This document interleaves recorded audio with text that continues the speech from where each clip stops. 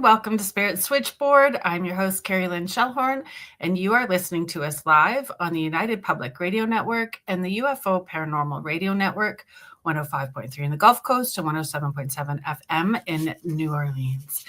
I am out of town, folks. I am in Ottawa for Matt Anderson this weekend, so I am on location out of town. And it's actually nice to be back because I have not been feeling well. So, I haven't been with Laura Lee on our Thursday show, Beneath the Hollow Moon.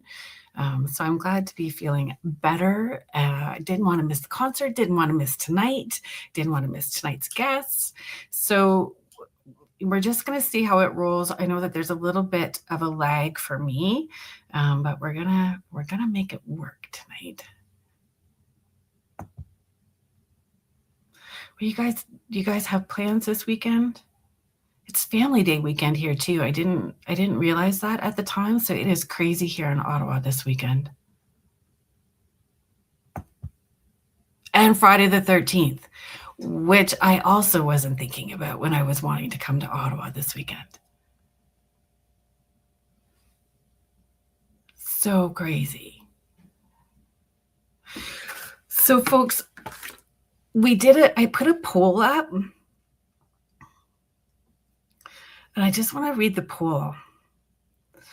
Our guest tonight, I'll read you his bio. So David Sloan is Key West-based author, publisher, tour producer, and paranormal researcher, known for his long-running work on Florida Keys hauntings and Dolltender for Robert the Doll. Hi, Michelle Luce. He founded Phantom Press and is credited with creating one of Key West's earliest ghost tour operations. Sloan is the author of multiple haunted history titles, including works focused on Robert the Doll and Key West lore. And he currently leads Robert-focused experiences through his Key West tour brand. So we did the polls, and it was interesting, the polls. Not just about his thoughts on Robert the Doll, which most people, said that they were open-minded and kind of undecided about Robert. But when I asked what were the things that you most wanted to hear about, I want to remove from stuff. So it was the history, which I appreciate that you guys wanted to hear, because that's what I want to hear about too, is the history and having haunted dolls in our house. I know how we treat them, how we interact them, and you get to know them because there is a personality attached to them. And so interesting how people come into, and our dolls are not as famous as Robert, but how those interactions change when different personalities come in the house. And so I'm glad that you guys, when we did that poll, you were on board with wanting to know some of the same things that I was wanting to know as well. So I'm going to bring David out. Welcome to the show, David. Thank you. It's great to be here. Thanks for having me, Carolyn. On Friday the 13th. On Friday the 13th, it couldn't be a more perfect day. I think so too. And I think the collective energy creates it to be, amped up and a little more palpable, right? Yeah. And I'm excited to talk about the history too. Well, that's, I love history and just Key West, the history and the folklore attached to Key West. So there's so much that we could get into today. I just want to bring up some of the folks that are chiming in. See if we can get that to pop up. Hi, Michelle. Carrie Fast is chiming in from Calgary. Thanks so much for being here, Carrie. Hi, Mort. Thank you for being here. Contessa, thank you so much for being here. Hi, Contessa. Mish is chiming in from Australia. All right. Australia. Yeah. Great. That's amazing. And Mish's, I always get excited when our Michelles show up in the chat, because our Michelles are very fast with their humor. And it's Valentine's. Oh, it's Valentine's. Yeah, because you're a day ahead, so it's already Valentine's Day. So happy Valentine's Day, Michelle. Oh, wow. Friday the 13th and Valentine's Day happening at the same time. Well, I this is the first year I didn't do a lot of posts, like supernatural posts and posting with the hashtag stupid Cupid. So normally I do a lot of like the stupid Cupid posts leading up to this. But one of the things, like when I reached out to you about coming on the podcast, besides just the history of Robert the Doll, the other part that really drew me was who you are not. When I was looking on the website, who you are not, and why people need to, who you are, longest running, family owned, giving back into the community, honoring the history, and all of that stuff is very important to me and the work that I do. So it was just, it is interesting in the age that we are in now, when there's so many pop-ups and people grifting off of something that we already have that's established, that we've worked so hard to put together, right? And I love how you approach that on your website and working with integrity, right? Yeah, that's what I've always tried to do. I feel I'm very honored that Key West kind of chose me, and that I've been able to be here for 30 years now. And, Yeah. because it's a very interesting island and it's a very special place. And I really do feel like I was led here. And I feel like the things that have happened were, I showed up and I tuned in, but, these are things that I can't take credit for. So I always try to give back to the island, and, It's amazing. and do that through nonprofits or through, volunteering and trying to bring attention to these places. I love it. And that's a very big part for me and work as well too, because I just feel so blessed to be able to do what I've been doing for almost 20 years. So giving back is so important. Do you remember just prior to the show, I was talking about, I had posted and I was starting to receive letters from people who had Robert experiences. Yes. Right. So this was Randy. So it was Randy Zahara. He's saying, hi, Carolyn and David. We did the Haunted Key West tour with David in 2000. Hi from Sandy and Randy. So he was the first one that sent his Robert. Yeah, he was the first one that sent his Robert story to me about the fabulous time that they had, but kind of going in as a skeptic and poking and not asking for permission, and what happened with this camera immediately. So he's it was immediate. It went up and I started getting emails right away. Great. So you see that all the time.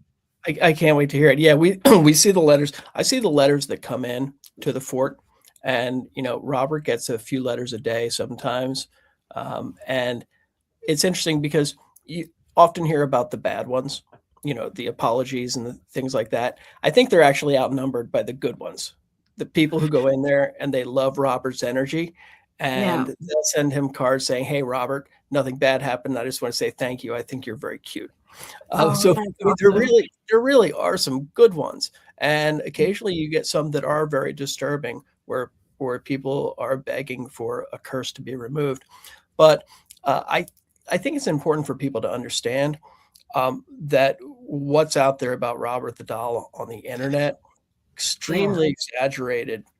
And if you look at the course of Robert's rise, when I first started researching him, he was not an evil doll.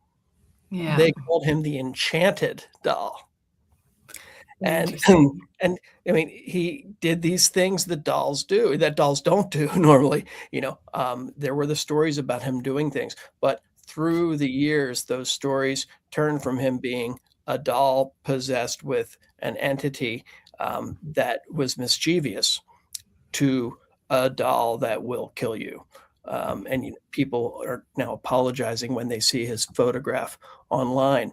And I think that's interesting because one of the things with ghosts, the stories that we tell very much reflect us as a society.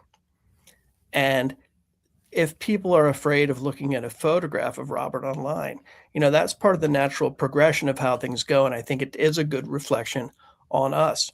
But if you do look back, I mean, I don't think there's anything to fear with Robert.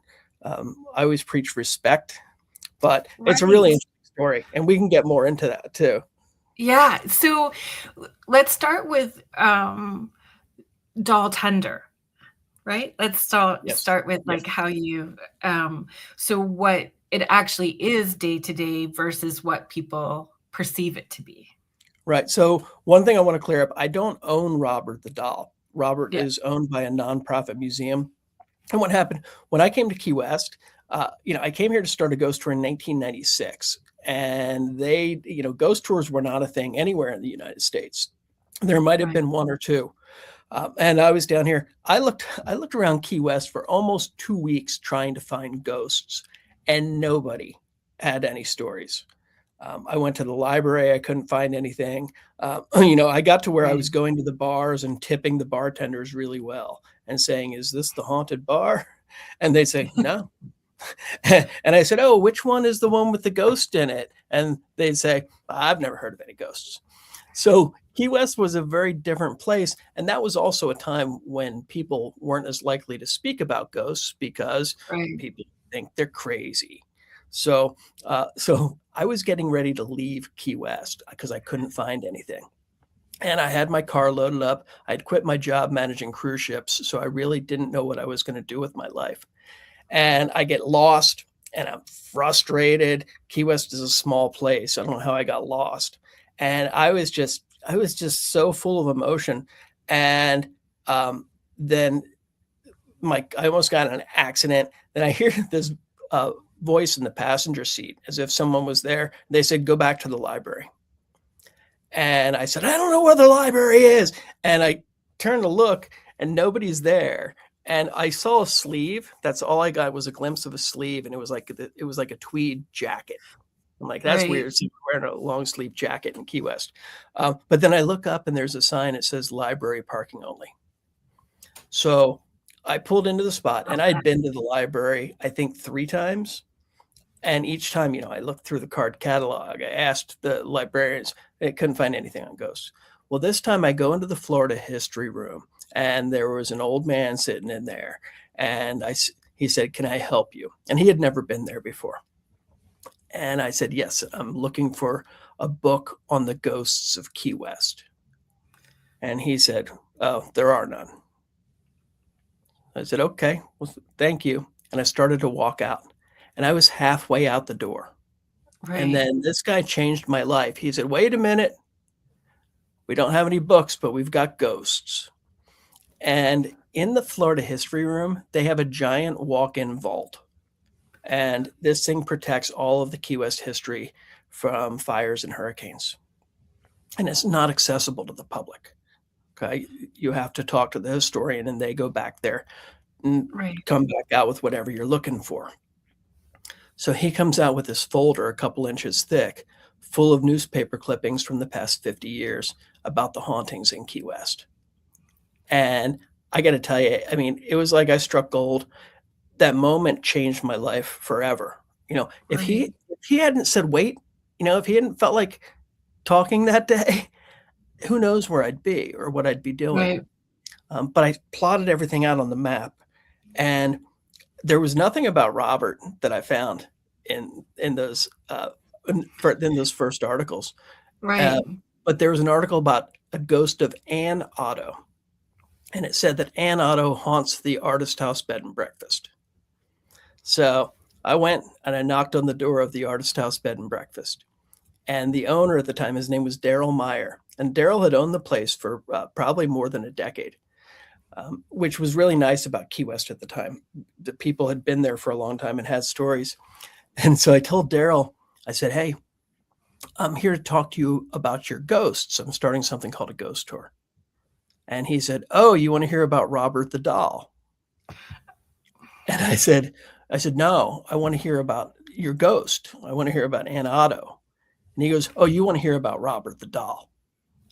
And, and I thought this guy was like a doll collector or something. And I'm like, I'm like, well, no, I'm really more interested in the ghost stuff, but yeah, I mean, I'll listen.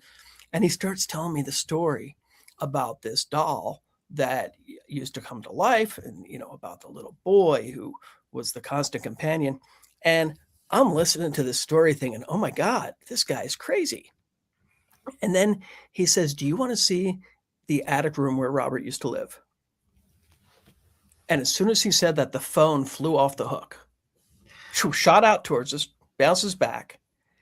I look over at that because we were the only two in that Yeah. room. And he says, I think Robert's ready for you.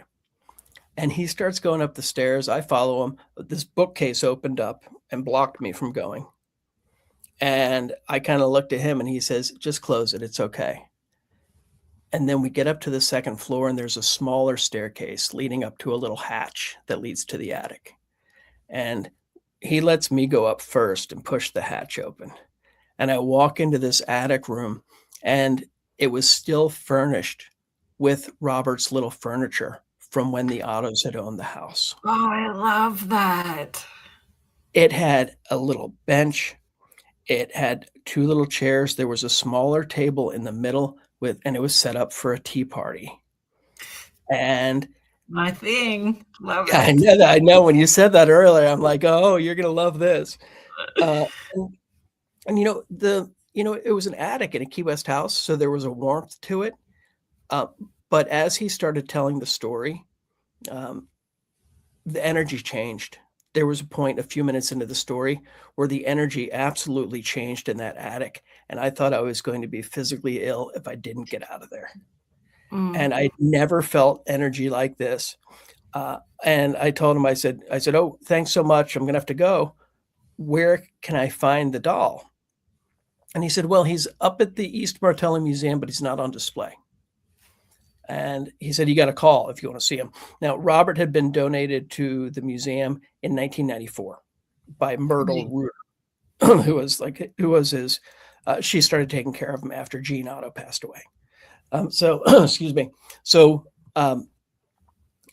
they did not keep Robert on display, because as a museums, it wasn't cool to have paranormal. They thought it detracted from what they were doing. Right. So Robert was kept in the back, not talked about. Very few people in Key West even knew about Robert because he had been missing for so long. They talked about him when Gene Otto had him, but then when Myrtle Reuter had him, she moved after her divorce. She moved out of the Otto family home. And so Robert faded away. There's even a newspaper article that says that the doll disappeared. Some people think he's living in Stock Island, which is the next island up. But so Robert was very much off the radar. And I called the museum, I think 3 times to try to get an appointment to see him.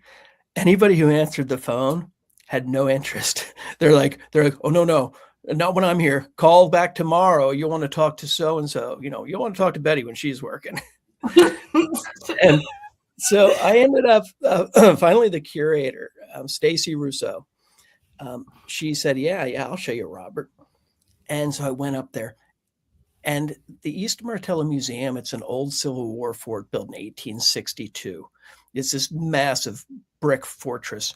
And at the time, the roof was leaking and they had all the windows open just to get a little bit of ventilation through there. So it was very, very dank and dusty. And nobody really went there. It's got different artifacts from Key West past, like, different things from the sponging industry and old Native American canoes. And so very creepy. When I go to the back, Stacy came out of the back office where Robert was stored, and she was carrying him in his chair, but she was cradling him like a baby and talking to him. And she says, Robert, this is David. He's starting something called a ghost tour, and he wants to take some photographs of you. And I look at Stacy, I'm like, oh, wow, she's crazy too. So Stacy puts Robert on this big table and sets him down, and she says, all right, I'll come back and check on you in a little bit. And she leaves, and I'm alone in this room. It felt like I was alone in the entire fort with the doll, and I didn't feel anything. Robert he looked a little creepy because he's the size of a small child. He's about 3.5, 4 feet tall, and he has a felt face, but he was eaten by termites, so he's got little holes throughout the felt, and it makes him look almost like a burn victim. And I Right. snapped a few photographs of him, and I wanted to get a photo of him without his hat because he used to have a hat that it was still a sailor's hat, but the brim was down and it covered a lot of his face. So is it true that the clothes belong to Jean Otto? That's true. Yep, that's very true. When Robert was first crafted, well, I'm getting ahead of myself there. I'll tell you. I will ask the questions then. Yeah, I'll be patient. But with Robert, so I went to take the hat off of his head. As I leaned in, as soon as I touched the brim of his hat and lifted it up, the doll came alive. And the energy changed. I was no longer alone in that room. I could see a gleam in his eyes. And I was looking at it and I'm like, whoa, this is not the doll that I was looking at 5 seconds ago. And after the shock sunk in for a couple seconds, I said, oh, let me get a picture of the difference. And I held up the camera and snapped a picture and the camera didn't work. I tried a second time and a third time, nothing. I go to look at it to see if there's something with the settings or something's wrong. It took 3 pictures of my face, flash. And then, so I turn around again and try another one. Camera wouldn't work. And then I hear a child giggle and the energy leaves.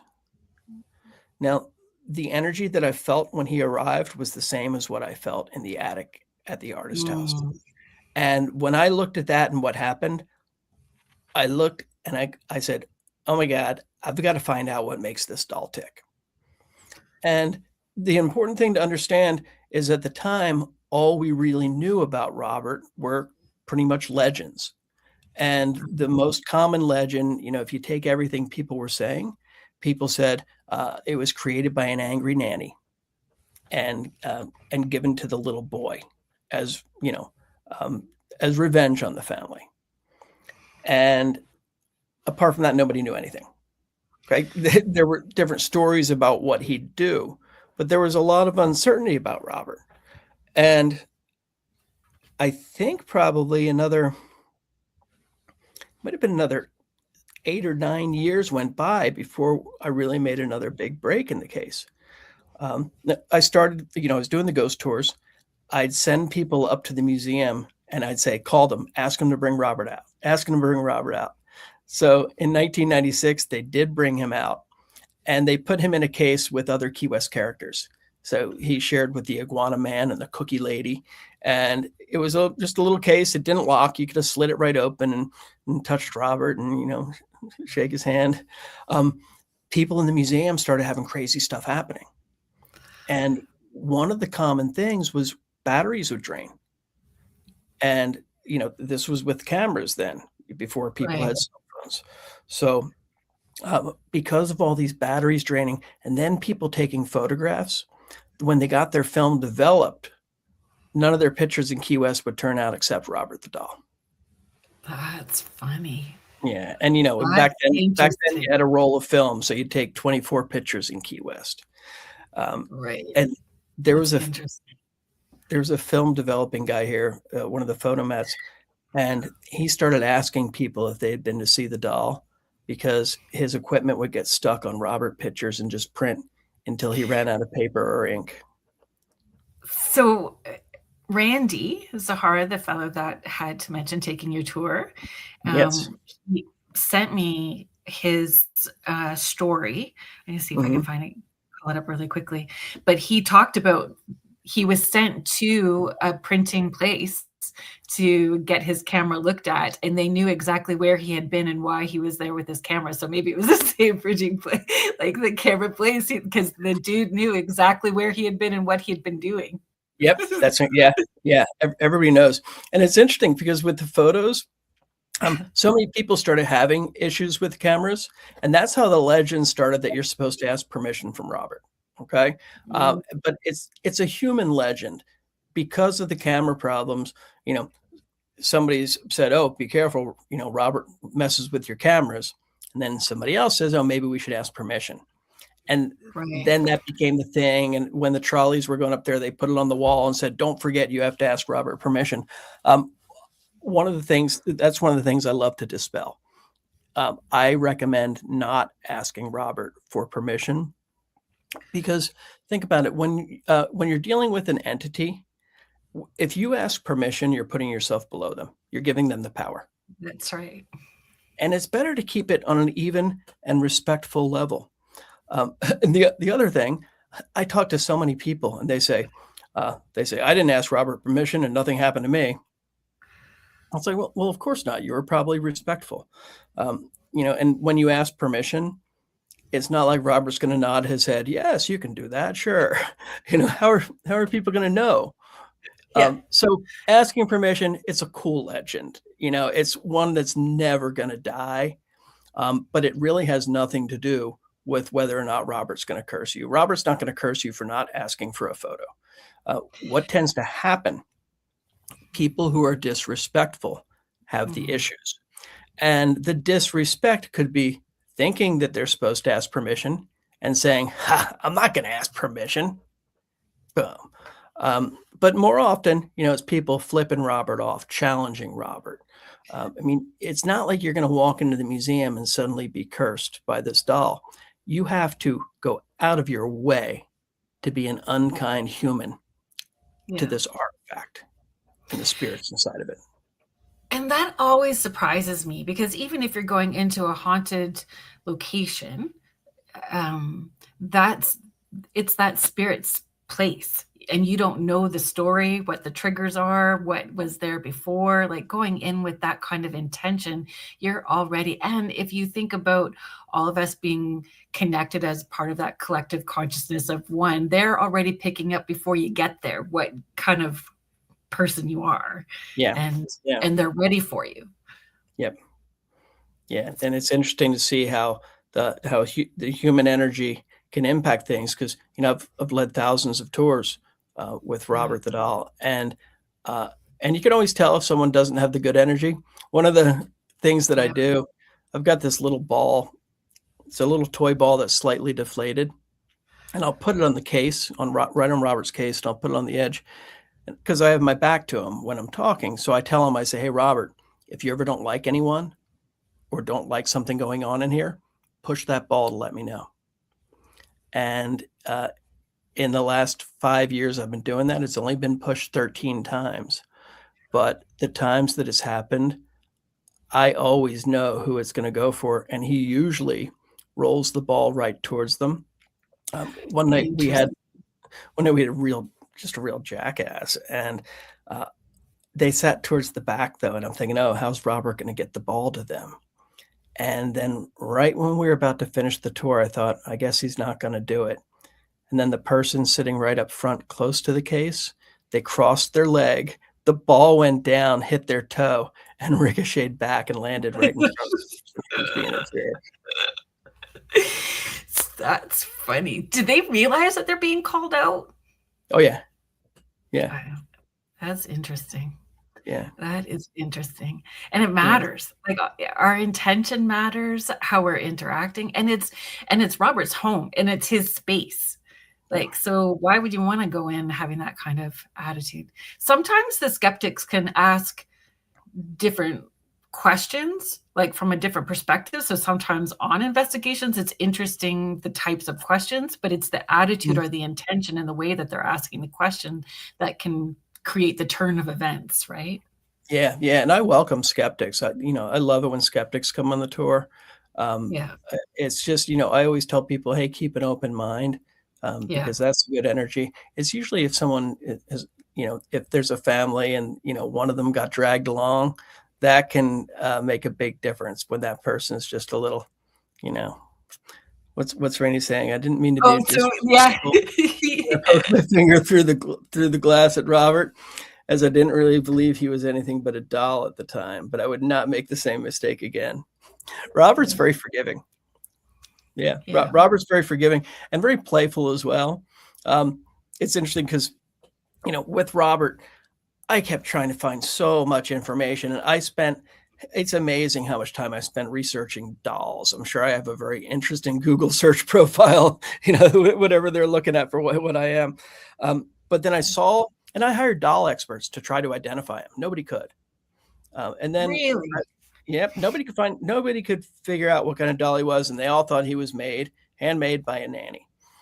So I came across a photograph of a doll once online, and I looked at the stitching on the face, and I thought, oh my God, that's Robert's stitching. I'm like, whoa, whoa, whoa, this looks a lot like Robert. And I found out what kind of doll that was, and it was a Steiff doll. And then I look up the Steiff company. Steiff was actually famous because they invented the teddy bear. And Oh, they're a company in Germany, and they're known for their quality products. The thing with the Steiff dolls, they identify themselves by putting a button in the ear that says Steiff on it. Dolls like Robert that are played with, how do you think a kid carries a doll around? Grabs it by the hand, grabs it by the ear, yeah. right? So a doll that's been played with, Robert lost both of his ears. Both of his ears are transplants. Oh, So, so, so identifying him as a Steiff doll was huge. A lot of people didn't like it because they liked the legend about the angry nanny that right. went with Robert. A lot of people don't want these. A lot of people prefer a good story over the truth. But if you dig deep enough, the truth is usually stranger. Well, it's an even better story for sure. It's an Yeah. even better story. And the getting to the story is a story in itself. Like Mm-hmm. getting the history is its own amazing story. Yeah. And it's really cool. You had mentioned about Robert being a sailor, and that uniform used to belong to the little boy, Gene Otto. What I discovered as well is that Robert was originally a clown. He was Really? part, yeah, yeah, he was part, they called him a harlequin, which he was part of. They did some circus animals and, well, circus puppets. And uh, the thing about Robert, he's a very rare size. So he was probably intended to be in the window of like an FAO Schwartz or a big toy company, and there would have been little Steiff dolls all around him. So that would have drawn people in, and then they would have seen the little ones. But when you look at the Otto family history, the Gene Otto, the boy's grandfather, he came over from Germany, and um, so there's the strong German family ties, and they Right. trace their lineage back to Otto the Great. And I found letters where they talked about exchanging gifts with family from Germany. So we think that the mother probably brought the doll back from Germany. Right. Either way, we figured 1904. That's the number that I always went with. I went to Germany last year, and I was able to confirm the 1904 date for his construction. So, That's pretty exciting. yeah, I mean, it was amazing. I was able to go into the factory where they made the doll. I mean, they That's have a exciting. really cool museum with the different Steiff creations on display and a timeline. But the director of Steiff America was over there at the same time, and so he took me back for a factory tour, which is very rare. And for me, it was pretty magical to be able to stand in that building where Robert was Right. created. That's amazing. Do they have like photos in the factory, like a history timeline within the factory or anything like No, that? Okay. no, they've preserved the exterior of the building. That they called the Virgin Aquarium, and because it was a pretty innovative as far as cooling and temperature control, but it was all Right. glass windows, but they were double layered, and all the young girls in the town used to work in there, so all the guys would would go and look in there, and that's how it got its name. But um, but the inside is more modern, where they still do some of their special editions and things like that. So it's set up like a factory, and you can see that the people lined up and using the modern sewing machines to do everything. And what they did is in the Steiff Museum, they have exhibits of what the equipment was that they used and the different tools that they used and the different materials that they used. Right. So it's all very fascinating. And the So materials what play a big role in Robert. So So that was, I was going to ask, is he stuffed with, was he stuffed with straw? What was he stuffed with? He's stuffed with Excelsior, and Excelsior is like a tightly spun wood wool, and Okay. and uh, there's a very interesting story attached to that. But again, I don't want to get too far ahead of Okay. his story. I won't throw you off the timeline. I so, won't so throw check you this off. out. So after I found out that Robert was a Stife, and I'm researching the Otto family, and I'm finding certain things out there. But then I came across a photograph of Jean and Anne from their wedding, and it was one that I had never seen. And so I asked the person who had that. I said, where did you find that photo? I said, I've gone through everything, and she said, oh, it's in the Otto box in the library vault. And I said, wait, what Otto box? And she said, oh, there's a few boxes back there in the back of the vault. And I had talked with the historian hundreds of times, and he never mentioned that there was an Otto box in the back. So I Well, I don't even know. suppose you didn't ask either. Well, but when I asked him, he said, oh yeah, there might be something. Well, it turns out that Anne Otto was a librarian for a time at the Key West Wow. Library. So after her husband had died, she took all of their family archives and she put them in that vault in the library. And there were about 5 boxes, and they had photos, photos from when Jean was a kid. They had letters between family members. When Jean and Anne lived in France, there were letters back and forth. And, this is in the old cursive handwriting. It could take an hour to read a letter. And there were hundreds of letters, but I went through and I read through every single document in all of these books, and or in all these letters and all these boxes. So I found through that, I found Emmeline Abbott was the name of their nanny. That's a And pretty name. Doesn't sound like an angry no, sounding. it's a beautiful name, Yeah. and it seems like the family absolutely loved Emmeline. I mean, her husband, when the Ottos lost one of their sons, um, Emmeline's husband was the manservant for Jean's grandfather. Okay, Right. um, he went across the country to bring the body back. Oh, I mean, there was a close bond between all of them. And so the angry thing didn't make sense. But then in a newspaper, I found notice of a lawsuit where this was after Jean's father had passed, where Emmeline Abbott filed a lawsuit against the estate. And we don't know what it was for. And then there are letters between Jean's mother and Jean's sister. And Jean's sister is saying, don't you worry about Emmeline. She's not going to get one red penny out of you. So there's talk about that. So there was a rift at some point, and I don't know right. what that rift was. There's speculation. There's speculation that Jean's father might have been with her, and there might have been a child involved. What I did find, I mean, but that's, to me, that's the evidence that she was the angry nanny. Right. But only angry after with that lawsuit. But I looked at the And how census. old would Jean have been at that point? By the time the lawsuit happened, I think that was in, I want to say that was in like 26, and Jean was born in I think 1900. So he would have been a young man by then. He was off in France at the Right. time. So by the And time she was an angry nanny, the timeline would be off for him receiving a cursed doll.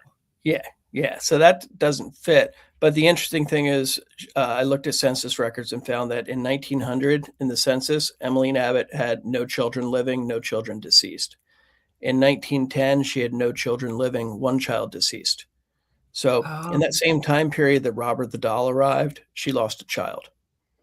And I interesting. believe that child spirit is one of the dominant spirits inside of Robert the Doll. Interesting.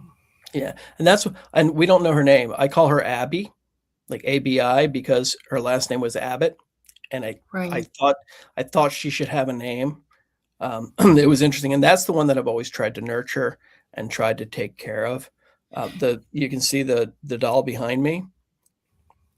That's the one that I call Abby now. When Robert the doll and I were grand marshals for the Fantasy Fest parade in Key West. It's kind of like the Mardi Gras that we have down here.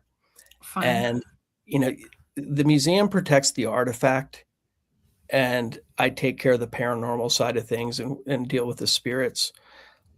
So obviously Robert's too fragile, not going to go out in a crowd of 80,000 people and ride in a casket with me down Duval Street. Right. So I created this doll for several reasons. I wanted to see what it was like to make a doll like that. And I used the same materials as best I could. And then for strictly for media, we, for the, promotions for the parade, we took the replica in to film something where I was inviting the spirit of Robert the doll to come on the parade in the stunt double. Right. And so we were in there and we were filming it. And I tell you, as soon as I did that, and I was very sincere, I invited Abby to come with me. And I said, hey, it's a parade. I think you'd really enjoy it. It's pretty cool. You can come into this doll. I made it to look just like you. And then I'll bring you back afterwards. And you can either stay here or you can go back to where you are. And I felt the doll get heavier. I mean, significantly heavier. And I could feel a presence in it. And there was a guy standing there who didn't know about Robert. He didn't know much about the museum, and he's kind of watching. He's like, what are y'all doing? And I said, do you want to hold her? He said, I don't know what it is, but sure. And he took her and held her, and he teared up. And he had all these emotions come out, and he released this childhood trauma that he had. And when he gave her back, he said, I have no idea what just happened there. He said, that was incredible. Yeah. It's So interesting how people can, like, the energy. I don't think people realize that they carry their energy, like how their energy comes into the space before they do. Physically, you come in second. Your energy enters the room first, right? And yeah. they will have those reactions. Yeah. Denise is just pointing out, Denise says, I don't know if it has been mentioned earlier that Robert is behind you. Where? So that is Abby. And it's pretty fascinating. With Abby, after the parade, I kept her around for a little bit because, I look and I think, okay, if there's a little girl spirit, she doesn't want to have people coming into the museum doing the same thing, gawking, taking pictures. They'd want some type of mental stimulation, right? So I tried taking her around with me, and just as kind of an experiment. And then I had a friend who said, "Hey, I've got some friends in town, and they really want to see Robert the doll. Would you be willing to give them a private tour?" And I said, "Yeah, okay." And I brought Abby back to the museum, and there's a portion of the museum where we have a tunnel. We call it the Yellow Fever Tunnel, and I placed her beside it. And then when these people showed up,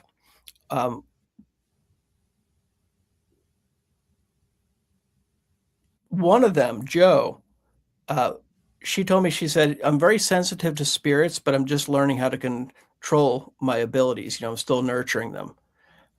And she said, so bear with me. And I said, yeah, of course. We go back. She was getting so many things where she was just tuned in just right to them. And then she goes down the Yellow Fever Tunnel, and I see her get down, swoops down low, and she starts talking like she's talking to a child. And I looked, and I said to Corey, who was with her, I said, I'll be damned. I said, she's talking to the little girl. What's the little girl doing in the tunnel? And then Joe came up, and I said, what were you doing? She said, I was talking to a little girl. And I looked over and I realized that I brought Abby back up there. Interesting. So there's some really incredible stuff. But getting back to the autos, those letters and everything that we found in the library, through those, I was able to get such a complete picture of the Otto family. You know, the relationships between Jean and Anne and Jean's mother and Jean's father and everybody involved. And I think that's so important in trying to understand what's really going on. You know, like I spent thousands of hours going through every document in there, reading them and rereading them, and just picking out little bits and pieces. And you know, they said that Jean was cruel to Anne, and that through time evolved into he used to beat her to a pulp, you know. But so I don't think there was physical violence, mental cruelty without doubt. But what I found was that when he died, he had written her out of the will, and she had given Oh, up her life for him. So she was very bitter at the end. And so that was the abuse that they talk about. You know, they say he used to push her into one of the closets too, wow. and hold the door and say, "I didn't do it. Robert did it." But you know, I talked to so many people who were involved, people who were close to them. I talked to the guy who bought the house from Anne, and he wishes he had burned Robert the doll. He hates what Robert has done to his friend's legacy because Gene was a great artist, Anne was a great concert pianist, and you rarely hear about that. It might be mentioned as one small line, but then it's on to how they were crazy and lived with a doll. But I did ask him. I said, was Robert in the house? He said, "Oh, I should have burned that doll." And I said, "Well, what did you know about it?" He said, "Oh, it was sitting in a cedar chest in Jean's bedroom because Jean and Anne had separate bedrooms."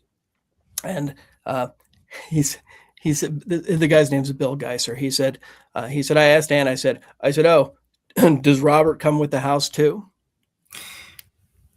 And Anne said, "I hate that effing doll."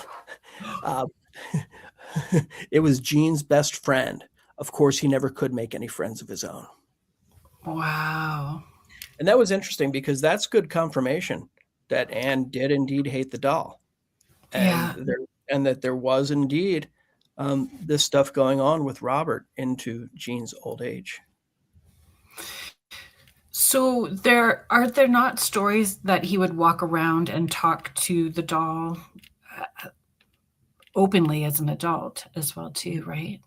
There are those stories, but you know, finding witnesses to those stories, you Right. know, most of those stories ended up coming out later on. You know, people take different liberties, you know, Right. and and I'm not going to call out any of the shows. They know who they are, but a Mhm. lot of them like inserting their own facts. You know, they like inserting. Um, you know, they make up an aunt who did something. They make up a daughter who didn't exist. Um, they fabricate these things to try to tell a better story, and all they're doing Right. is spreading more misinformation. But you know, I mean, I find with ghost stories, there are people who believe in the paranormal, and there's people who don't. And there's definitely a place for paranormal entertainment. You know, I mean, I think everybody loves a good ghost story, so there's nothing Right. wrong with that. But when they, you know, sometimes there's that blend because I do love history and I do believe in the hauntings. I'm amazed at how many people in the field will tell these stories and do something, and they don't believe in the paranormal at all, and they'll turn around and they'll kind of laugh at it. And it's funny as time goes on to see how many people are kind of laughing behind my back, like, "Oh, the paranormal." Um, and I feel sorry for them that they haven't experienced what's out there because Well, there's some interesting stuff. it makes life magical, honestly, and it changes what you feel is important as well too. Like where you put value to things also Yeah, changes. yeah. Um, and I liked that you used the word entertainment as well too. If they said it was entertainment, then it would also educate people differently about how to do investigations and how to properly investigate and the research part and the historical part that's important. Did you want me Yeah, to read Randy's? We can bring Randy's up and that's you what I'm can reading. read. Yeah, Yeah, yeah, yeah. We'll bring it up and read it. Um, I don't know, Randy, you might have to finish that last little bit there. But Randy is sharing the next time we were in Key West around 2005, our 14-year-old daughter had a new digital camera that worked perfectly. As a rebellious teen, she did not pay Robert the respect that perhaps she should have. And after she took his picture, she could no longer scroll chronologically back through her photos. When she tried to review a recent picture, they would show up randomly, sometimes being the third last picture she took, and sometimes the first picture she would see would be from 1 week prior. Yeah, that's pretty cool. That's very cool. Mary Jane is saying you have to be open to experience it as well too. Yeah. Yeah. But I find I don't know, when you have open-minded skeptics, they can have that experience. But over time, that experience happens more if they're hanging around you more, like I know people that have been around me at different places saying that they didn't believe, but then there was just no option. Like there's no explanation. We can left brain it. It's not electrical. It's not an air draft. It's not these things. So the unexplained makes life magical. Yeah. Yeah. And, I find it interesting because, science is so far from catching up with the human experience. It tries, but it's regularly proved wrong. And, we're still learning. So science is still trying to catch up to what we experience as humans. It can't explain how our brains work. It can't explain how our bodies work. And it tries and it gets better and better. But there is so much out there. Thanks for sharing, Carrie. Unbelief is a demon in itself to block the open mindset. I'm just going to do our station ID really quick, and then we can pop back in. Great. And hear more. So thanks, everybody. If you are just chiming in or just listening in, you are listening to Spirit Switchboard, and I'm your host, Carrie Lynn Shellhorn, and you are listening to us live on the United Public Radio Network and the UFO Paranormal Radio Network, 105.3 in the Gulf Coast and 107.7 FM in New Orleans. If you're interested in learning more about the hosts and shows that UPRN has to offer, you can head to uprntalkradio.com. There is all of our shows. There's thousands of archives, and there's always new shows coming on the network. And there's something for everyone. It's not all high strangeness and paranormal, though we do love our high strangeness and paranormal here. Tonight we have David L. Sloan. He is Dolltender researcher, historian, tour producer. Author. There's so many hats, David, that you wear. Yeah. And we're talking about. I started calling myself Dolltender because, it's like I'm not the doll owner. I don't think the doll can be owned. Like I said, the museum takes care of the artifact, but I really do tend to the spirits within Robert. And there are multiple spirits in there. It's not just the little girl. I used to think it was just one spirit. And then, through time, I identified more. And, some people, Cindy Kaza, she says she thinks that there's a portal inside of Robert. And I believe it. Right. But I try to tend to the spirits, and I try to honor all the spirits. That's why I call myself a Dolltender. I love it. I love that that's what you call. And again, it shows respect, right? It's showing, where you feel your place is in the story. Yeah. Randy's continuing. Sometimes the first picture she would see would be from a week or two previously. For the next 4 months, she had to download her camera pictures onto a laptop so that she could review them properly. Around 4 months after she'd taken Robert's picture in Key West, we were at a family reunion in BC, Canada, and Stephanie wanted to take a picture from a cousin of hers, but it was out of memory, so she deleted several pictures that she knew she already had saved on the laptop. And one of them happened. So I guess Randy's having to do this in little snippets, so we'll get the next snippet. Yeah. It's interesting. I like the theory about there being multiple entities within Robert. The way I like to describe it, I think one of the predominant spirits is the little girl there, the daughter of Emmeline Abbott. So I think Abby is a strong spirit. I think these other ones there's two that are definitely protectors, and so many people have reported feeling them. They're like 8 feet tall. They're dark shadows, and they seem to lurk around Robert's case. And I think they're there to watch. And if somebody comes in and disrespects the little girl, um, Mm. then they're like, boom. And I think they'll either attach themselves to that person, or maybe one of the spirits comes out of the portal and attaches to that person.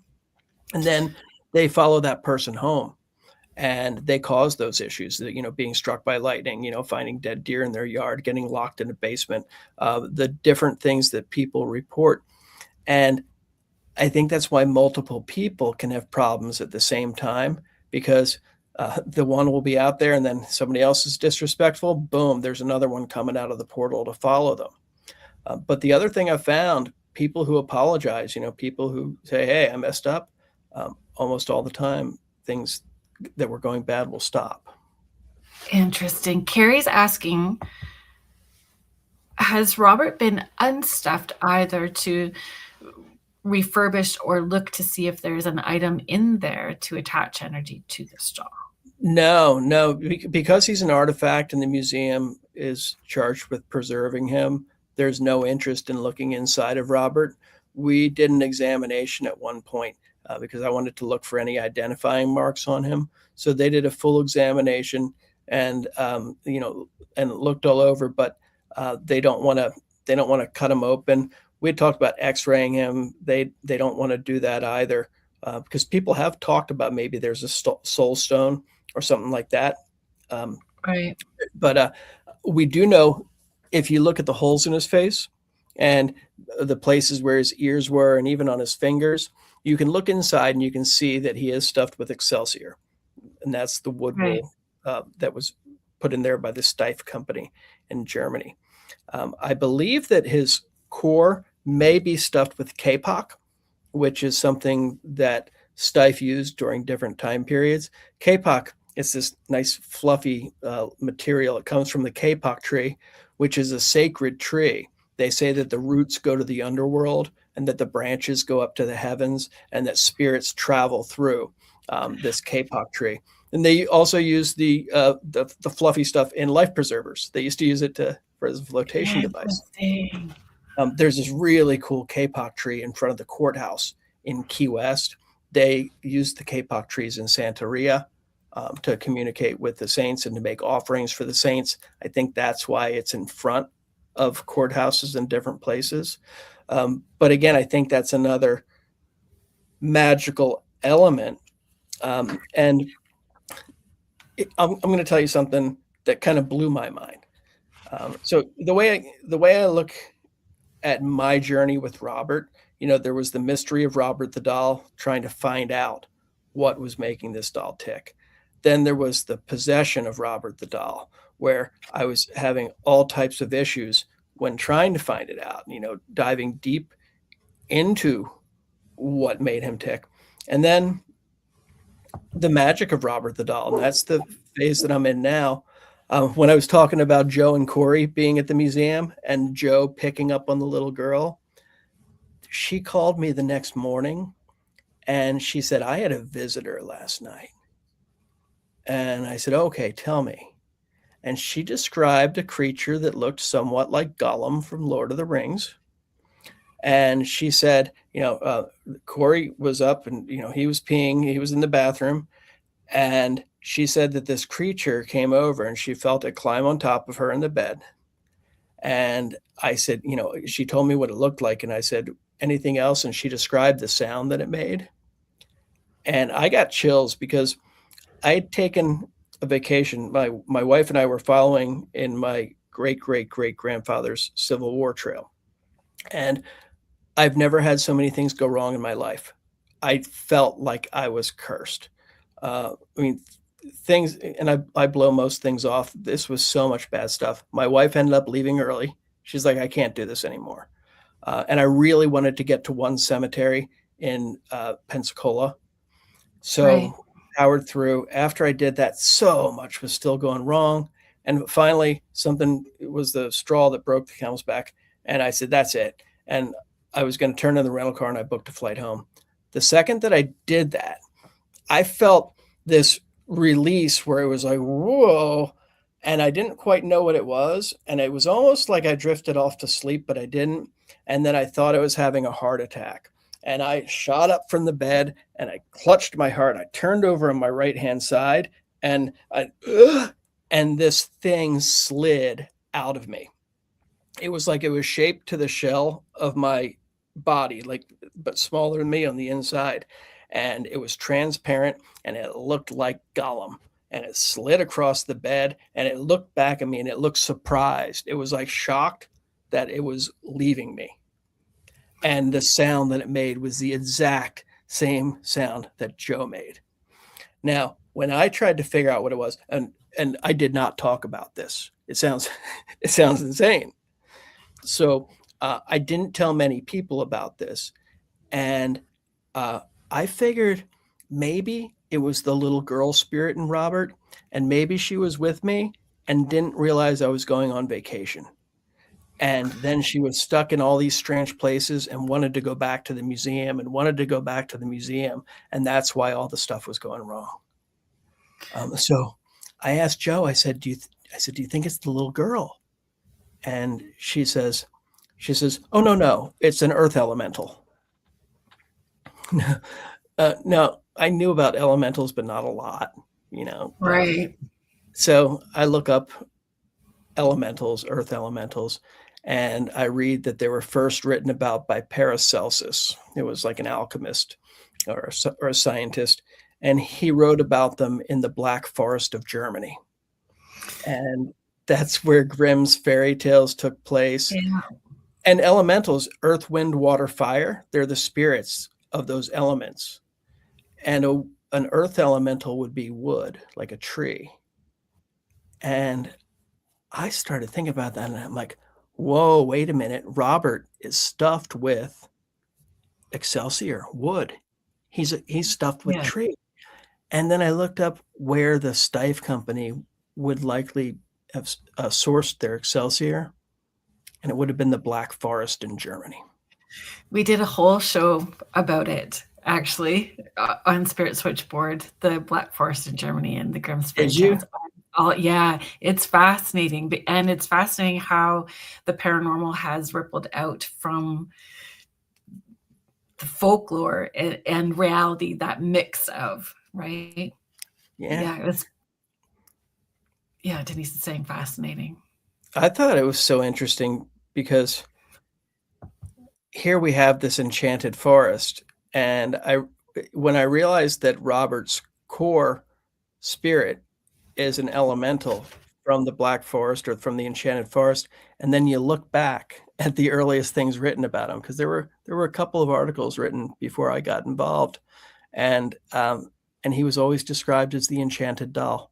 So it was right there in front of us the entire time, but still it took almost 30 years for me to figure that out. Interesting.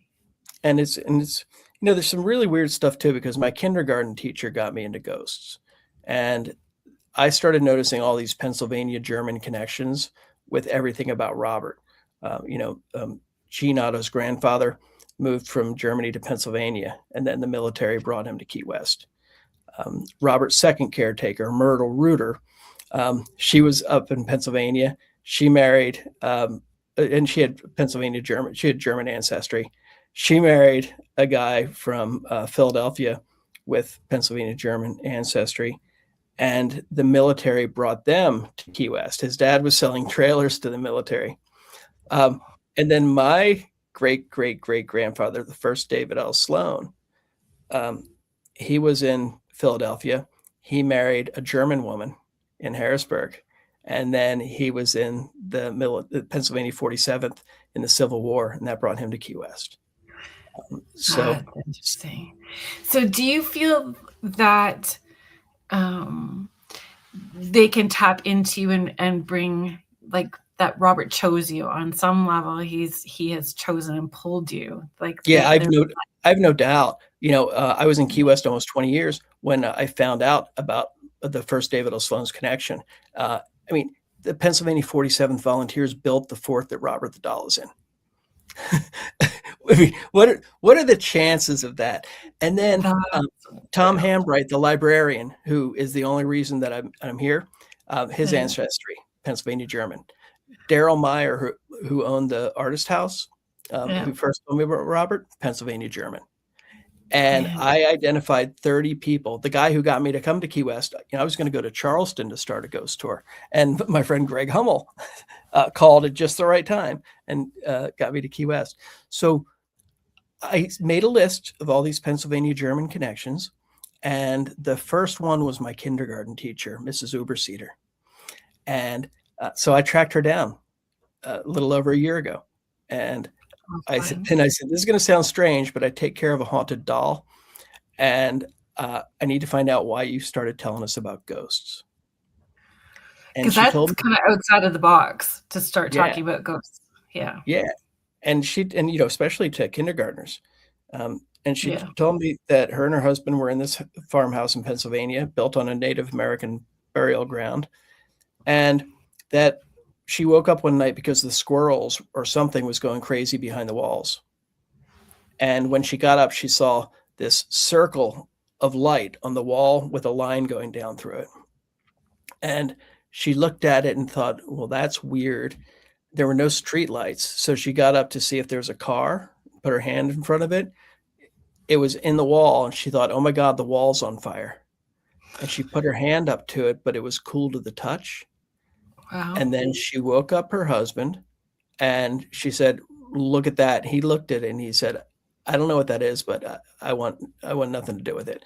And he went back to bed. And then she said it disappeared and the squirrels got quiet. And that's when all the paranormal activity started. I looked up that symbol after I spoke to her. And the first thing that came up was the Irminsul, which was a sacred tree in Germany that the pagans worshipped. Now, Amazing. Charlemagne wanted to force Christianity on all the pagans, so he cut down the Irminsul and built a church out of it. And there was a string of, like, I think there were many Irminsuls, many trees that were worshipped, and people fighting for Christianity would cut them down and build a church. But the first ruler of the Holy Roman Empire is Otto the Great, who Jean Otto's sister made a great point of mentioning that they were direct descendants of Otto the Great. Amazing. So we've got something going on where I don't know exactly what it is. Is there still this battle going on between, the worship of nature and the forced Christianity? I mean, all this stuff is mind blowing. Yeah. And Charlemagne's my 40th great grandfather. I mean, he's a lot of people's 40th great grandfather. You go back that far. It's not that rare. But I find it all fascinating, and I don't understand it yet.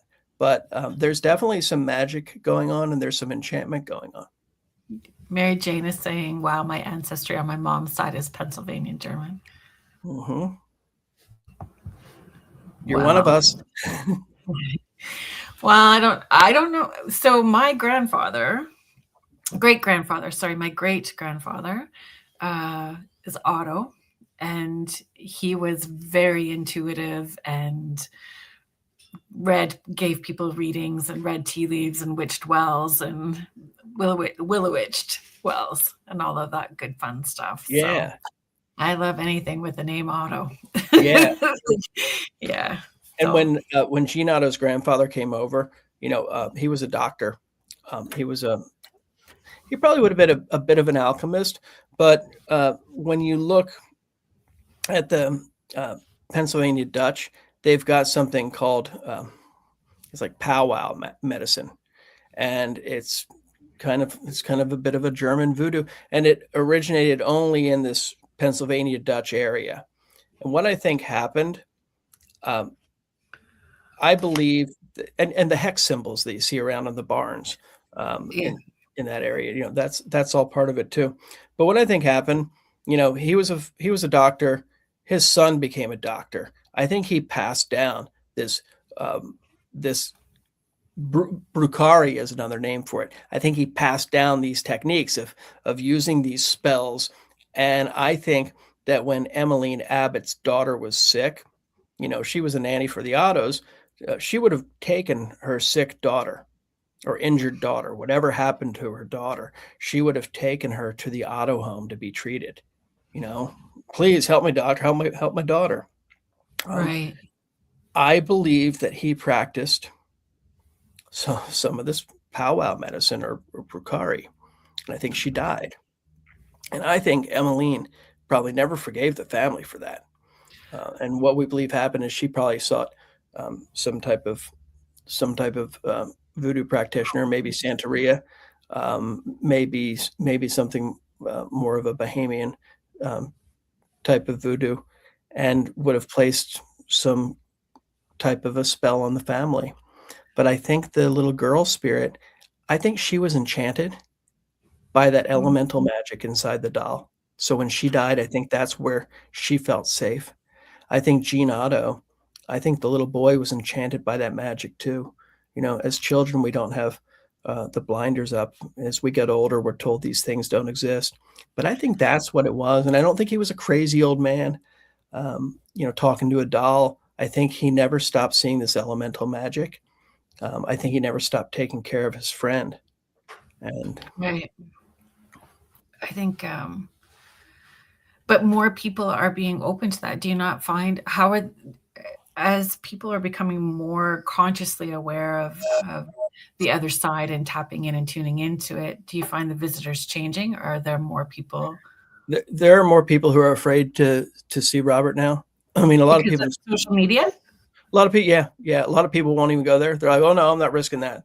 A lot of people think they're going to be cursed by the devil if they go up there, so they won't even enter the museum. So, Really? it's been a very interesting shift. So this helps, being able to tell from your perspective and your relationship that you have with Robert, being able to negate some of Yeah, the misunderstandings. I don't know if it helps or not, but I feel like it's part of the path. I mean, I've realized one of the cool things. So, when I went to Germany to try to, I visited all these sacred trees. I planned my entire vacation around these sacred trees and around, there's something called a kobold in German folklore. And a kobold is an elemental spirit. Oftentimes they live in mines and they're described as pranksters, helpful, but if you cross them, then you're screwed. And the Right. miners used to blame them because they think, oh, we're going to score some silver here. And then if it turned out to be worthless silver, they blame the kobolds, and that's how cobalt got its name. That's But interesting. these kobolds are also hearth spirits. And in the home, once they've adopted a family, they'll live by the fireplace. And it's kind of cool because my kindergarten teacher had two stories about these bricks that they got in their fireplace that words or images appeared on, and one of them looked like a kobold. I mean, like really wild stuff. But when we went to Germany, we spent an entire day researching kobolds, and we went to two caves. One of them was in the middle of a forest, and there's a river running through this cave. It was very narrow. We had a guide who took us through there, and that's where they said all the kobolds used to live, and that they got very angry at humans because one tried to trick them and stomped them. They wear little red hats like Robert used to have, and they're invisible as long as they have their hat on. So if you take their hat, they become visible. So, so after this entire day of searching for kobolds, we went to a random restaurant. My wife picked really good restaurants. It was I think a 1,300-year-old medieval tavern, and we waited for a table. And when they sat us in a fireplace in this giant hearth. And for kobolds living in these That's giant in a hearth. I've never in my life been seated in a fireplace to eat. And it was one of those things. It was a nod from the universe saying, "Hey, what you're doing is right, and we're paying attention." So I thought that was pretty amazing. Another thing that I did, And that's the story, right? Like this, the research and the historical research that you've done makes the story even that much more fascinating. yeah, yeah, It does make you see Robert from a different perspective. yeah, and I have no doubt, that, I mean, I think this is all predestined for me, and I'd like to think I'm in control or that things I do make a difference. I don't think they do. I show up and I do what I do, and I think there's already a plan, and I don't know what my role is in it, or maybe it's to let me know that about what is out there, and all these things around us. Something kind of cool that happened. Two cool things. Uh, I tried to get the elemental spirit in Robert to come into a doll that I made, and I offered to take it back to Germany. There's something called an Alruan, or Alruan. I might be pronouncing that wrong, but it's basically a root doll. And there was always this legend about Robert. They said that Gene's grandfather gave him the doll, that he bought it on a boat from the Dry Tortugas from a man who made those kinds of things. But the problem is Gene's grandfather was dead before Gene got the doll. So we know that's not true. But these Alruans, during the Civil War, these spirit dolls, they would have been protectors to a degree. And it's something that I could see him buying because there were a lot of Germans. The Pennsylvania 47th was almost all Germans, Pennsylvania Germans. And so I think he might have bought this doll that had the spirit. And the custom was when you die, it gets passed to your youngest son. So his youngest son was Thomas Otto, Gene's father. Thomas Otto's youngest son was Gene. Gene didn't have any kids. Closest thing he had to a kid was Robert. So what if this entity went into the doll? We did a little seance there during the paranormal weekend, and I invited the doll into this box, into the doll that I had made. When I did it, something shot straight through the box and into me, and I totally freaked out. I mean, I've dealt with possession before, and it's terrible, and I'm terrible at protecting myself, and I just felt so stupid at that moment. I'm like, oh Jesus, I let it happen again. And Dustin Pari was there, and he knew what was going on. And Dustin takes the very religious approach, the very Christian approach, and he immediately saw what was happening, and he kind of regrouped everybody, and he had everybody hold hands and did this thing. He took that spirit right out, and he had something dissipate. And I was like blown away and forever grateful to Dustin. But then with that box, I don't know if there was anything in it or not, but I took it to the Black Forest with me. And in the middle of the night, I walked out deep into the Black Forest, and I found a spot, and I buried it there. And the Black Forest is called that because it's so thick and it's so dark, and the moon was almost full, but you couldn't see your hand in front of your face. So I had lights and everything. After I buried it and asked the forest to take care of it, and I said, if there's anything here, please welcome it back as your own. And then I started walking out. I was walking for maybe 10 minutes when I realized I didn't have my flashlight or my headlamp on, and I could see everything.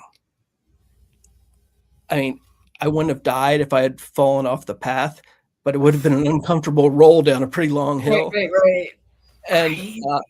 And then I started opening my eyes and closing them to try to see if I had them mixed up, and I could see everything both ways. So I did a few tests, and I'm like, this is really weird. And then I walked out of the forest with no lights. And when I did emerge from the forest, the moon, like I said, it was like a gibbous moon, almost full. And there was this big field of wheat, I guess. I mean, it looked like this beautiful blue. And I said, I'm going to lay down in that. And I went and I laid down in this field, and I'm looking up at the moon.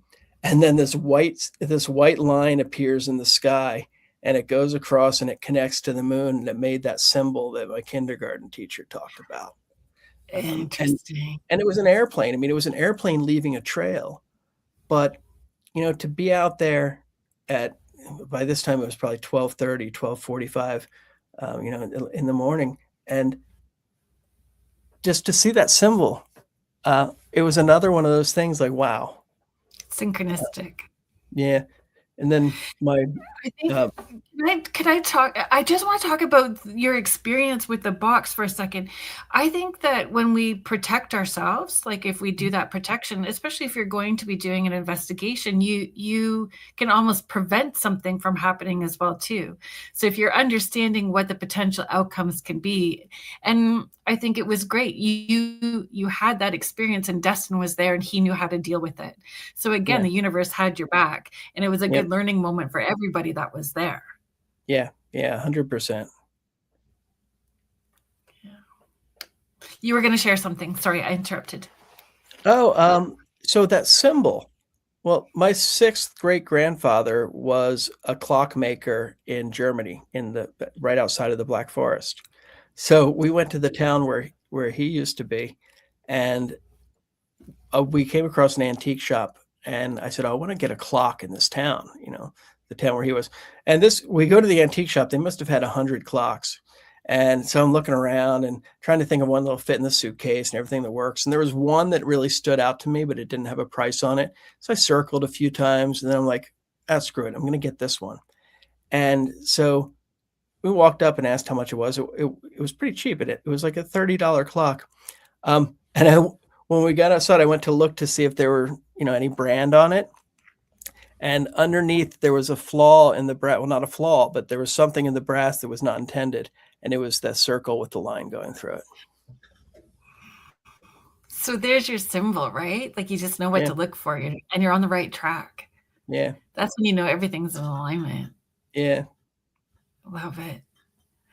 With can we come back to I guess the history and the timeline? Are there other areas where there is misinformation that you would like to correct or Robert's not the inspiration for Chucky. oh, that is very widespread. Yeah. Yeah. That one's never going to die either. But I mean, No. there's interviews with the guy who created the movie Child's Play and that entire franchise. And he's come right out and said, no, Chucky is based on the My Buddy doll, the My Buddy doll and blatant consumerism. So, so that had nothing to do with Robert. But, again, it's one of those stories that's never going to go away. And I've gotten to the point where I stopped correcting people because I talk to a lot of people who they'll tell me that I'm wrong. and so people want to believe what they want to believe, and I understand it because I find with key lime pie, it's the same thing. People like the key lime pie that they were raised with, the one that their grandmother or their mother made. That's their pie, and everybody else is wrong. And I think don't you have a book about key lime pie? What? Yeah, I do. Yeah, I'm the world's leading key lime pie expert too, as far as the history of it. How's that for weird? So, love it. Oh, here we can. But so I get people being attached to the legends because for a lot of people now it's a part of their childhood, and they don't want to be told that something in their childhood wasn't real. But hey, Cindy, so I think. So I totally get it, when people want to believe what they want to believe. And I think with Robert the doll, what he'll do is when somebody comes in there, if somebody faces Robert and wants to get involved with Robert, it is like a fairy tale, and he'll take you into the forest and take you on a journey. And he'll really tailor the journey for just what it is that you need. And if you make it out to the other side, then you come out a much better person. Would you encourage people to be open-minded that they are potentially connecting with Abby or the elementals as well too? Like not to stay attached to just Robert? Yeah, so I think understanding that there's multiple entities is very important, and I think it makes a lot more sense then, because picturing this doll as being just a single living entity, that has a very different perception. And once you realize that it's more of a vessel for all of these other things, then it seems to make a lot more sense. And then I think that when you realize you're dealing with a whole bunch of different energies, I think that can make you feel comfortable with some of them and make you realize that you need to be a little wary of others. Um, That's so, so, so that's the this is good true. thing. Yeah, and Um, with Abby, I don't know how much time she spends at the museum and how much time she spends with me. I keep the doll with me most of the time and try to nurture her, and I'll bring her up to the museum a lot, in case there's a back and forth. And I don't really know, I, maybe I am crazy, but I like doing this because I really wonder what was daily life like for Gene Otto. Was he spending all of his time with Robert and having conversations all the time, or was it something that he'd go to in times of need? right.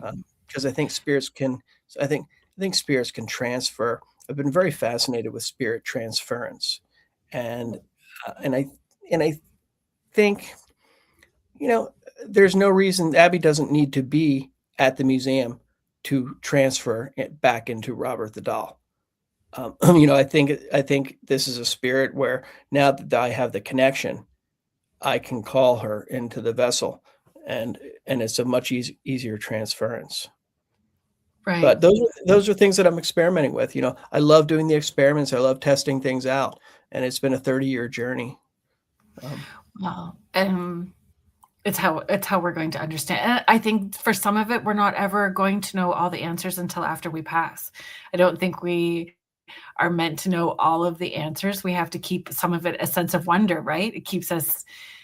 It's a rabbit hole that we go down, and those of us that are weirdos and passionate about it, we get to meet and talk about it. And I don't think that we're meant to know all the answers yeah, while and we're it's fun living. to explore it. I think maybe quantum science will end up explaining it all one day. It'll explain the paranormal, the religion, all of these all of these things that converge, and maybe make some sense of it. But like you said, I don't know that we're meant to understand. Yeah, I just so I guess that's part of it, right? Maybe part of what we do is to help encourage or inspire people to have that sense of wonder as well Yeah. too. Yeah, yeah. My friend Sydney Plume is on. She's a medium who's helped me numerous times with Robert the doll. Back Mhm. a few of the time we became friends during one of the times I was having problems with Robert. So she understands him quite a bit. And I see there's a question, where is Robert currently? Yeah, Robert's at the Fort East Martello Museum in Key West. And it's a Yeah. really cool museum, old Civil War fort. So I just wanted to bring this up for you as well too. Randy is saying David's Key West ghost tour was the first one we had ever been on with our family, and it was so good we've been hooked ever since. We also have a Awesome. signed we also have a signed copy of David's book, Awesome. Ghosts. Thank you, Randy. And we do for those people who are listeners, because we are 80% listenership as well. It is ghostkeywest.com, and you can find the tours and information, and there's links for the books there's as well too, right? Yeah, yeah. Phantompress.com. Like, people can do autographed books on there. There's Heidi. Hi, Heidi. Yeah, he was just on the Gateway podcast with CL Yeah, on yeah, Tuesday night. yeah. We were talking about how Key West killed JFK. I know. So you're welcome to come back, and we can have Yeah, that discussion as well too. yeah, that would be fun. So, a couple of other legends that I'll dispel. A lot of people think that Robert lives with Zach Baggins at his haunted museum in Las Vegas. That's because Zach did a show when he opened his haunted museum. He flew Robert the doll out there. So Robert did appear for one of his first episodes, but Robert was only a guest at the museum. He doesn't live there. So that's one of them. Another one that I've seen resurface is that scientists have learned that Robert the doll has real human hair and it continues to grow and turn lighter as he ages. No, Right. not true. Not true at all. That one had been floating around before and it's resurfaced. Not true at all. His hair is mohair, which is like, it's made from very fine materials and it's very soft, but it's not Right. human hair. And if anything, Myrtle Rooter used to sit him out on the front porch, and that's when the termites got to him, and that's when he got some of the aging because the Key West sun is pretty harsh. So the sun and the salt air that faded Robert's hair a little bit and aged him some, as it does all of us. What? Oh, does it? Do his eyes move, or they So change? people talk about like Robert winking. He doesn't wink. His eyes change. What I find happens for me when I've seen Robert come alive, a lot of people, they'll see his foot move a little bit. They'll see his chest move in and out like he's breathing. He threw the lion on his lap one time. He threw that at a drunk person. He doesn't like drunks. But when his eyes change, you'll be in his presence and you can tell, when you're in a room and somebody walks in behind you and you can feel it without seeing them. Mhm. He has a very clear presence. And what I've noticed is when his eyes look dull, when there's no spirit inside of him, and when that spirit goes into him, it's almost as if his eyes take on a gleam where you can Mm. see there's something in there.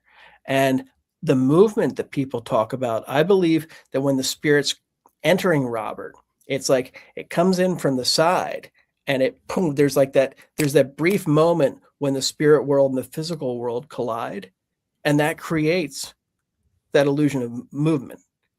Right. And that's what I think most people are seeing when he comes alive. I think one of the spirits takes great interest in that person and boom, they pop into the vessel. And Right. so I think that's most of the movement. And I think our belief system, our experiences that we've had, all of that will influence how we experience Robert as well too. Like what we are bringing to the table will also have that. Yeah. Yeah. Mohair is goat hair. Yeah. I'm reading the comments Niche. there. Yeah. So, yeah. And it's cool. I was talking to one of the Steiff experts. They had their own goat farm, so they could control the quality of the mohair that they got. Thank you for pointing that Cindy, out. I was going to say goat, and then I'm like, wait a minute, it might be some other kind of animal. yeah, no, yeah, Mish is on that stuff. Yeah, Um, that's really good. Thank you. and Cindy, actually, if I can ask a question for Cindy too, do you feel that same sense that that the doll itself is a portal or a doorway for other spirits, not just the elementals? Yeah, and other spirits at the museum. There are lots there. Yeah, with the ghosters, we say 42 spirits. There's so many more. There's so many Right. more. But it would sound ridiculous saying hundreds of spirits. But there is incredible energy at that place. Thank you. Thank you, Cindy, for responding.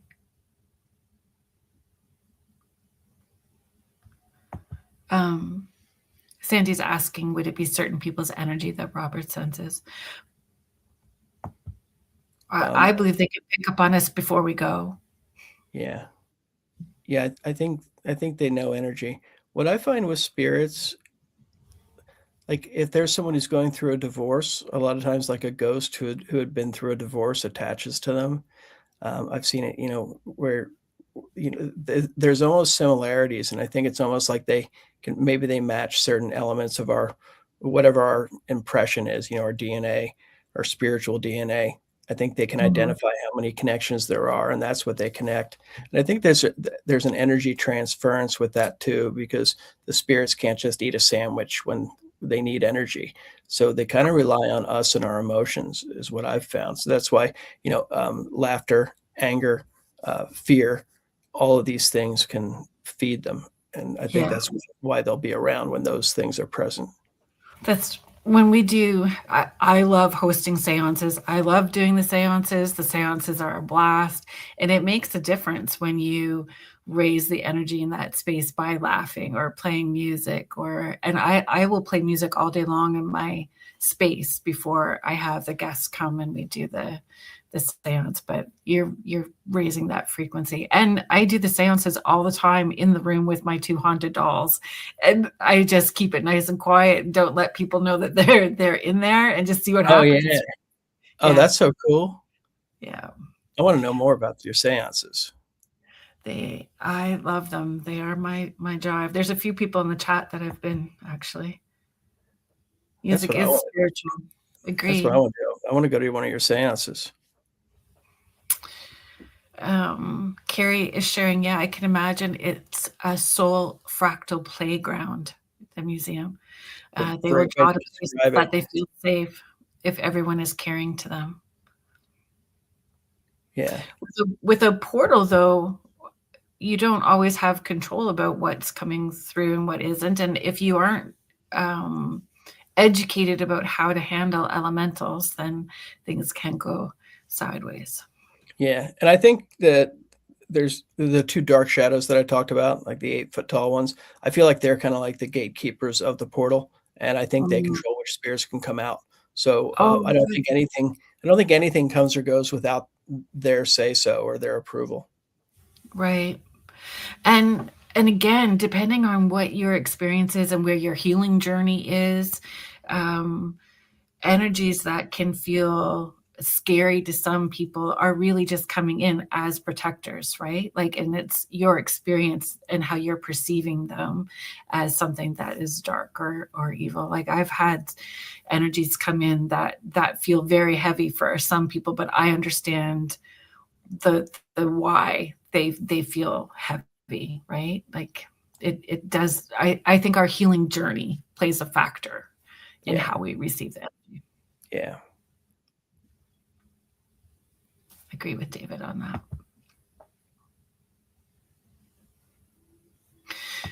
So just closing, just being mindful of our time.